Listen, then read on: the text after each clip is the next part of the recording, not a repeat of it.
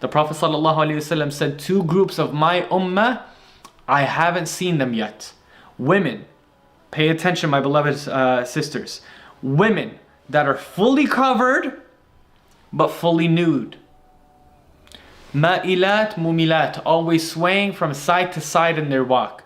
Their heads are like the Bactrian camel. كَأَسْنِمَةِ الْبُخْتِ. The Bactrian camel is like a Persian camel. It wasn't native to the Arabs. So when they see it coming, they wouldn't recognize it. رؤوس على رؤوسهن كمثل مثل أسنمة البخت.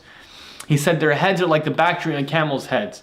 They will not enter paradise and they will never smell its scent. And men that have whips that are like the tails of cows and they whip people with it. And what the Prophet ﷺ meant by fully clothed and fully nude.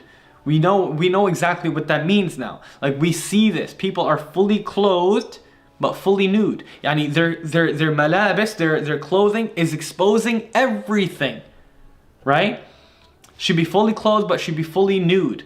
Because her clothing is so tight it looks like she's naked. And this is a sign that the hijab, my beloved sisters, please pay attention. This is a sign that the hijab that the believing Muslim women wear is not just a piece of cloth that you place on your head and everything else is just, it's fully clothed but fully seen. That's not hijab. Let's not lie to ourselves, because we can't fool Allah subhanahu wa ta'ala if we fool ourselves and lie to ourselves, because Allah subhanahu wa ta'ala knows. And you know.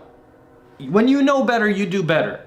Hijab is that the woman is to tahjibu, right? Tahtajib, meaning to cover and hide her ornaments, hide her beauty, hide ma'ayibaha or mafatinaha min an-nas, from stranger people.